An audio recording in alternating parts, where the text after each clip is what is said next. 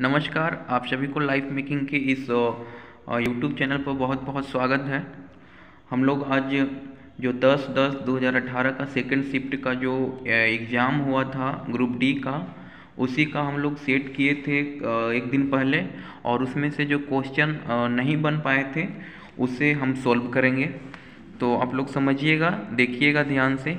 एक था क्वेश्चन आपका 52 नंबर, ये है 52 नंबर क्वेश्चन था कि 15 व्यक्तियों ने 20 दिनों में एक तालाब खोदने का काम लिया।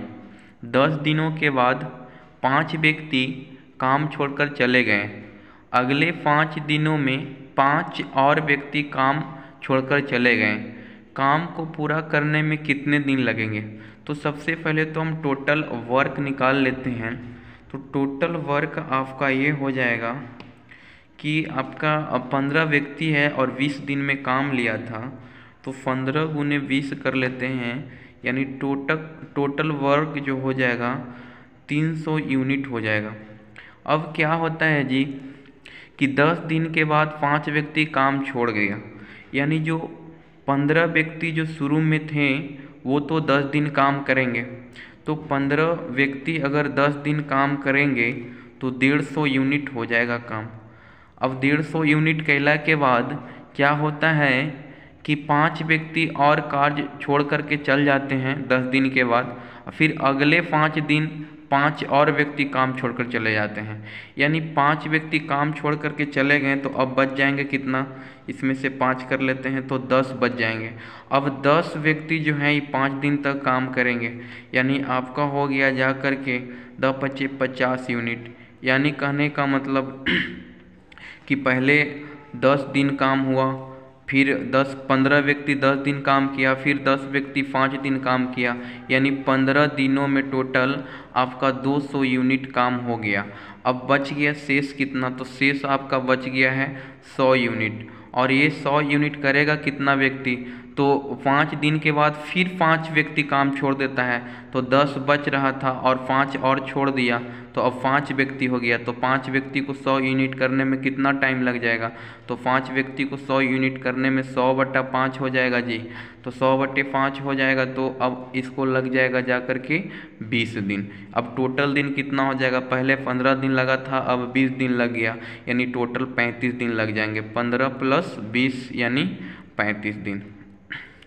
चलिए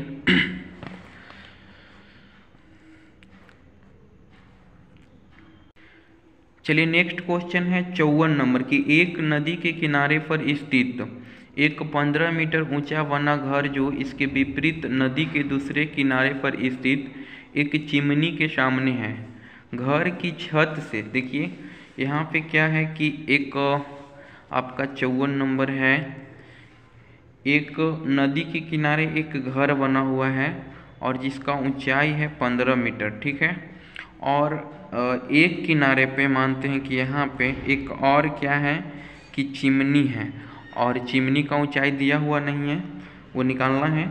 अब क्वेश्चन अब कह रहा है कि घर के छत से चिमनी की तल, घर ये था, घर के छत से जो चिमनी का तल है वहाँ पे जितना 30 डिग्री का कोण बनता है, ठीक है। और आगे कह रहा है कि घर के तल से चिमनी के शीर्ष, घर के तल से चिमनी के शीर्ष ये वाला बन रहा है 60 डिग्री। तो आपको पूछ रहा है ये वाला, यानी नदी का चौड़ाई पूछ रहा है। एक नदी के इस पार था, एक नदी के इस पार था, तो नदी का चौड़ाई पूछ रहा है और आपका चिमनी के ऊंचाई पूछ रहा है। तो सबसे पहले हम इसको लिख लेते हैं ABCD। अब चलिए त्रिभुज ABC में चलते हैं, त्रिभुज ABC में चलते हैं। तो त्रिभुज ABC में आपको देखिए यहाँ पे एंगल है 30 डिग्री, आपका लंब है, आधार x है, तो हम tan 30 डिग्री कर लेते हैं। तो tan 30 डिग्री का मान tan थीटा बराबर होता है लंब बटा आधार, यानी 15/x हो जाएगा जी। अब चलिए tan 30 का मान होता है 1/√3 15/x, तो x बराबर हो जाएगा 15 गुना √3।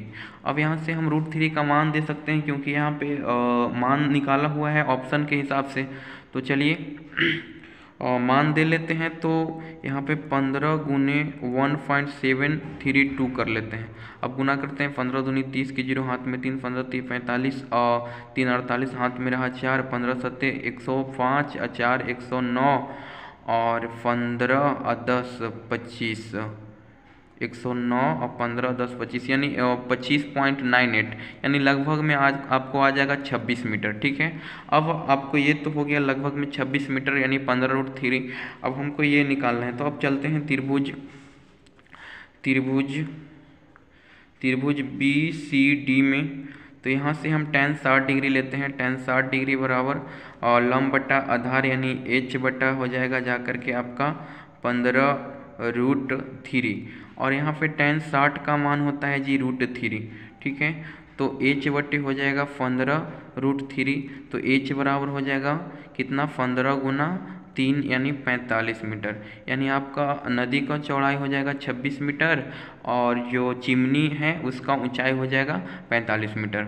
चलिए नेक्स्ट क्वेश्चन को देखते हैं। चलिए अब देखते हैं 55 नंबर क्वेश्चन। तो 55 नंबर क्वेश्चन कह रहा है जी कि दो सहेलियां सीमा और रेखा बराबर धनराशि लेकर और शॉपिंग करने जाती है। सीमा ने 95 रुपये के जूते खरीदे और रेखा ने कपड़े खरीदने के लिए 350 रुपया खर्च किए। यदि रेखा के पास सीमा के पास बची धनराशि का 4/7 भाग बचा है तो शॉपिंग के बाद सीमा के पास कितनी धनराशि बची है।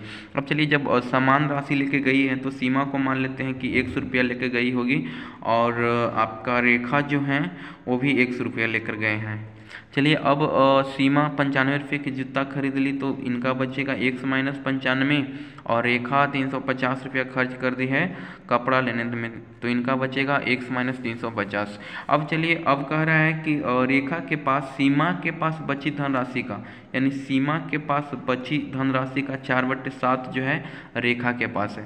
अब गुना कर लेते हैं, तो 4x हो जाएगा माइनस 5 के 20 के 0 हाथ में रहा 2 और 9 चौके 36 और 2 38। अब यहाँ से 7x हो जाएगा माइनस 7 5 35 के 5 हाथ में 3 7 21 3 24। 4x minus 7x minus 2450 plus 380। अब यहाँ से हो जाएगा माइनस 3x, इधर हो जाएगा माइनस 0, 15 में से 8 गया 7 और यहाँ पे हो जाएगा 4 में से 15 में से 8 गया 7 और यहाँ 0 फिर 2 हो जाएगा। ठीक है, अब ये माइनस माइनस ख़त्म हो जाएगा तो 3 से काट लेते हैं, 36 18 9 तिया 27 यानी x बराबर 690 रुपये, यानी सीमा भी 690 रुपया लेकर के गई थी और फिर रेखा भी 690 रुपया लेकर के गई थी। ठीक है, अब कह रहा है कि अब क्वेश्चन में कह रहा था कि शॉपिंग के बाद सीमा के पास कितना रुपया बचेगा। तो शॉपिंग में 95 रुपया सीमा खर्च की थी तो 690 माइनस हो जाएगा 95 यानी हो जाएगा जाकर के 595 यानी 595 रुपया, 595 रुपया यानी ऑप्शन नंबर बी में हो जाएगा 595 रुपया। चलिए 84 नंबर क्वेश्चन है कि 4 संख्याओं WXYZ को आरोही क्रम में व्यवस्थित किया गया है। ठीक है, और सबसे छोटी 3 संख्याओं का औसत 22 है जबकि सबसे बड़ी 3 संख्याओं का औसत 28 है। तो आंकड़ों का विराम ज्ञात कीजिए, यानी बड़ी संख्या और छोटी संख्या का अंतर पूछ रहा है। तो चलिए, आरोही क्रम में है WXY और Z है। ठीक है, ये आपका क्वेश्चन नंबर है 84। तो चलिए, अब कह रहा है कि आरोही क्रम में व्यवस्थित किया गया है सबसे छोटी 3 संख्याओं। तो सबसे छोटी ये 3 संख्याएं हैं, तो W + X + Y का औसत 22 है, तो योग कितना हो जाएगा औसत गुने संख्या यानी 22 गुने 3 हो जाएगा यानी 66 हो जाएगा। अब क्या कह रहा है कि जबकि सबसे बड़े 3 संख्याएं ये होंगे यानी X + Y + Z, ये कितना है, इनका जो औसत है 28 यानी 28 गुने हम 3 कर लेंगे तो 28 24 के 4 हाथ में रहा 2 और 3 दूनी 6 और 2 8। अब चलिए, अब यहाँ पे कह रहा है कि ये दोनों संख्याओं का विराम क्या होगा। तो ये बड़ा में से छोटा यानी Z - W पूछ रहा है, तो इसको बड़ा में से छोटा को घटा लेते हैं यानी -W और -X और -Y बराबर कर लेते हैं -66। तो ये कटेगा कितना, ये x खत्म हो जाएगा, y खत्म हो जाएगा, यानी z माइनस डब्लू बराबर हो जाएगा 14 में से 6 गया 8 और ये 7 में से 6 गया 18, यानी z माइनस डब्लू बराबर 18, यानी ऑप्शन नंबर कितना हो जाएगा, सी हो जाएगा। चलिए नेक्स्ट क्वेश्चन। चलिए नेक्स्ट क्वेश्चन 86 नंबर है कि सुरहित के पास कपड़े का 68.3/4 मीटर भाग है। कपड़े का 68.3/4 मीटर भाग है, यानी एक कपड़ा है जिसका वो जो कपड़े का भाग है वो है 68.3/4 भाग। अब कह रहा है कि इनमें से 3.5 मीटर लंबाई के यथासंभव भाग काटने के बाद मूल कपड़े का कितना मीटर बचेगा, यानी 3.5 मीटर के अगर इसको में से काटा जाए तो बचने वाला पूछ रहा है। अब चलिए 3.5 मीटर यानी दो बार काटेगा तो 7 मीटर के काट लेगा, गुने 2 अगर करेंगे तो 7 मीटर के काट लेगा, 7 मीटर काट लेगा इसमें से।